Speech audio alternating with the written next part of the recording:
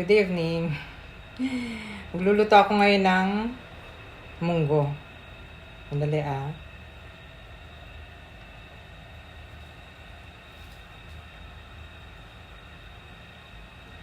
Yan ang mga ricado.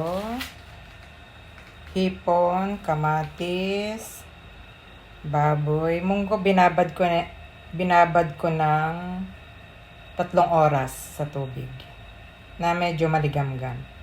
Tapos spinach. Spinach lang kasi walang walang dahon ng sili. Kaya spinach lang ang ihahalo. Yan siya yung mga sangkap.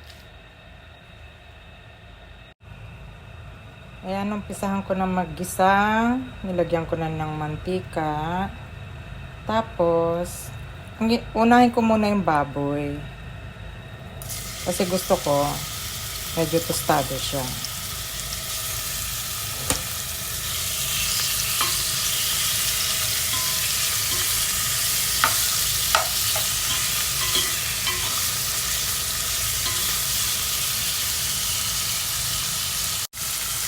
Ayan, medyo nag-brown na siya. Ang ginamit ko ditong karne, hindi yung pork belly. Laman siya. Iwas muna tayo sa mamantikang baboy. Dahil baka tumaas na naman yung cholesterol. Ayan, medyo brown na siya. Lagay ko na yung sibuyas.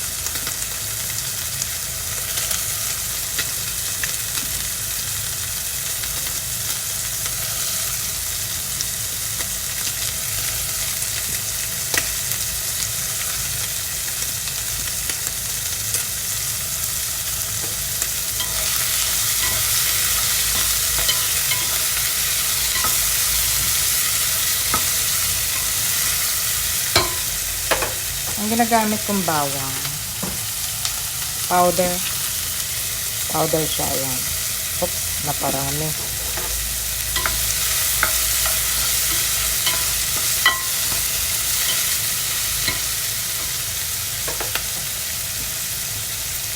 Sunod ko na rin yung kamatis.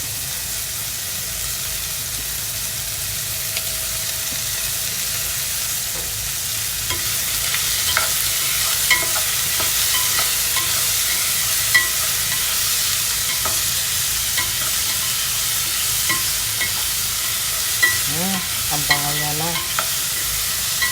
Yung kamatis na yan, walang buto yan. Ha? Hindi ako naglalagay ng may buto.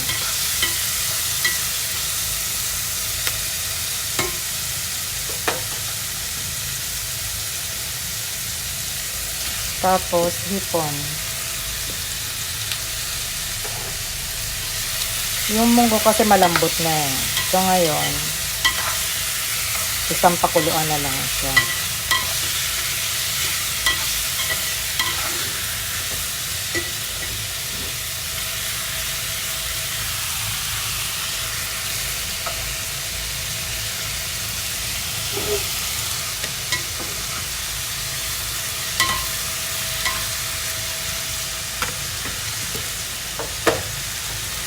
Lagyan ko siya ng ground black pepper.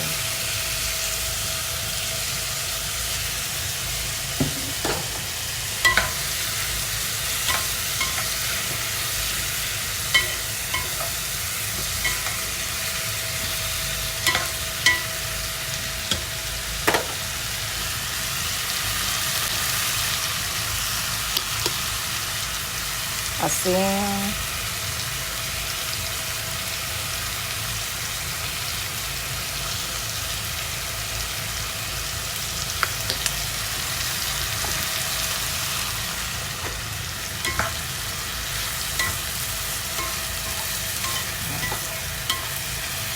Medyo durog na yung kamatis.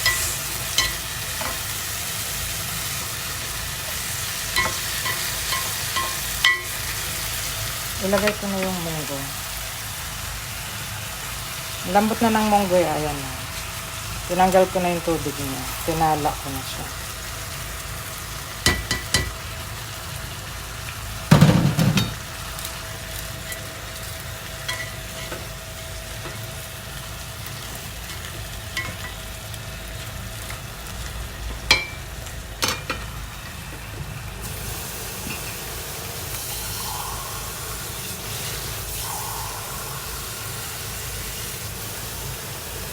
ko na ng tubig.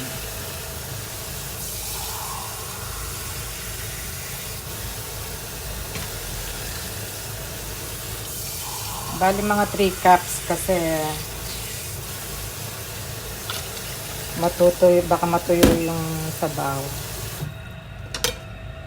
2 cups lang yung ilalagay mo. Ayan.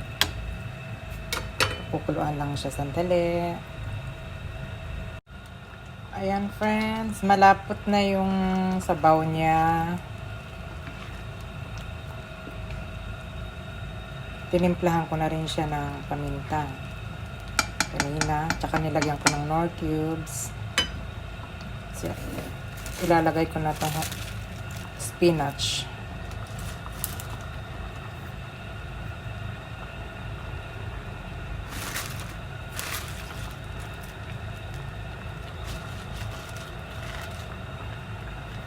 Mag-aano na lang uli ng mga ilang minuto pa para maluto itong gulay. Ito na ang aking ginisang munggo, mga friends. Sarap siya, tama lang yung timpla niya. Hindi maalat, hindi matabang. Naku, ginugutom na ako. Lafang na tayo. Ano siya? Medyo malapot siya. Okay lang yung sabaw niya, tamang-tama lang.